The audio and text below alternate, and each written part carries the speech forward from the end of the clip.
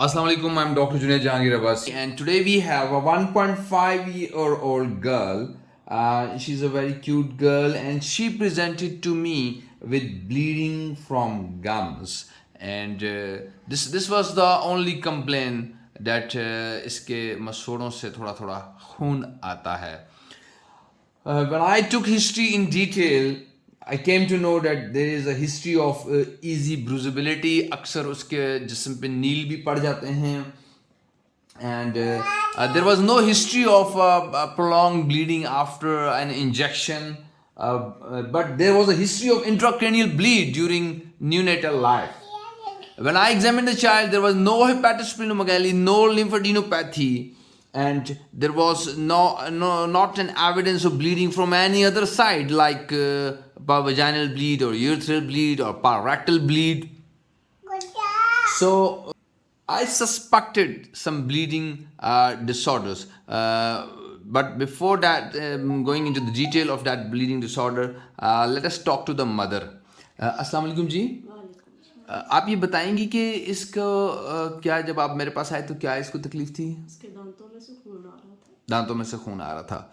और क्या इसके जिस्म पे नील भी पड़ जाते हैं? पड़ जाते हैं अक्सर नील पड़ जाते हैं.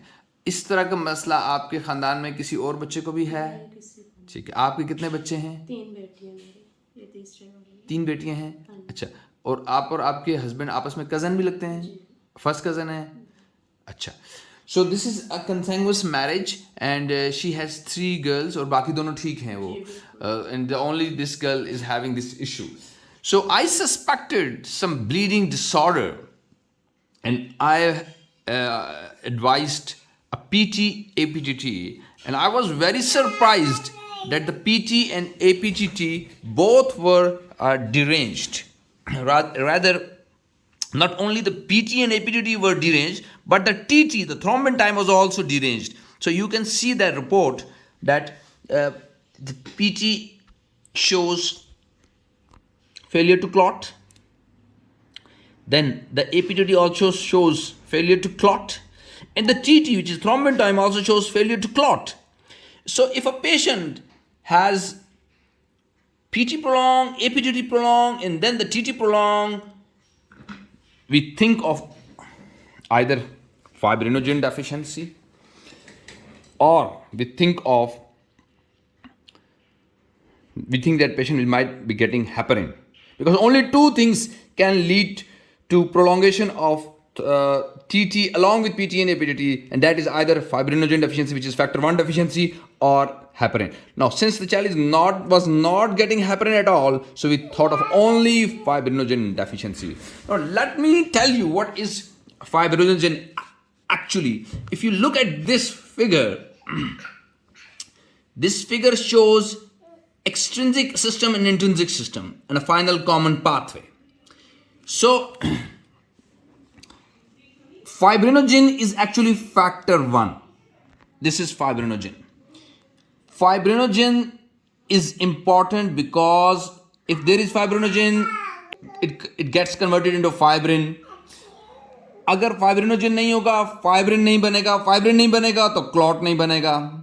अब फाइब्रिनोजन को फाइब्रिन में कन्वर्ट करने के लिए ज़रूरी है कि थ्रोम्बिन भी मौजूद हो. अगर किसी वजह से फाइब्रिनोजन की कमी होगी या फाइब्रिनोजन डिसफंक्शनल होगा तो ये थ्रोम्बिन प्रोलॉन्ग हो जाएगा. थ्रोम्बिन ने फाइब्रिनोजन को फाइब्रिन में कन्वर्ट करना है. Just look at this. अगर fibrinogen is not converted into fibrin, then this thrombin time will be prolonged. Now, this fibrinogen is present in the final common pathway.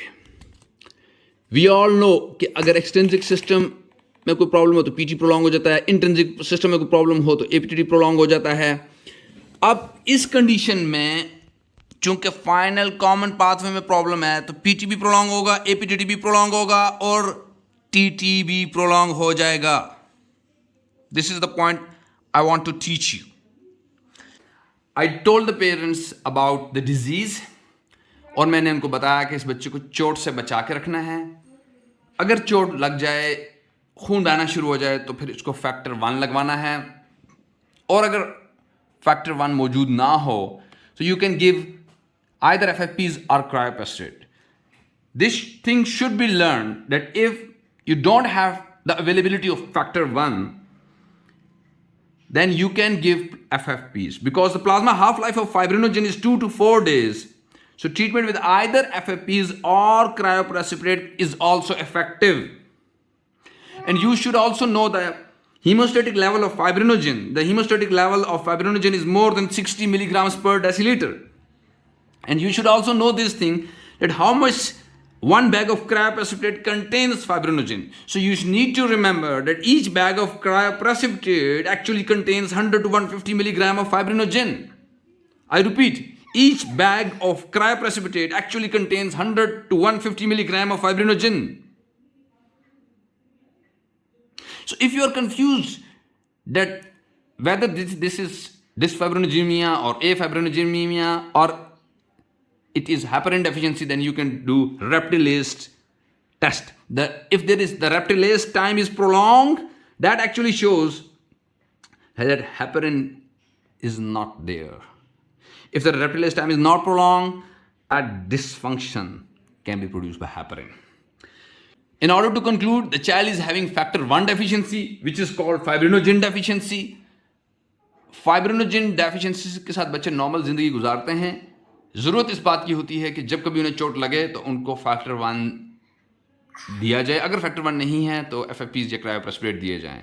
And you also need to educate the parents that whenever you transfuse either FFPs or cryoprecipitate, there must be a proper screening. Because one of my previous patient who was having factor 1 deficiency later on developed Hep C because of the frequent transfusions he was getting, and that Hep C has led him into development of cirrhosis.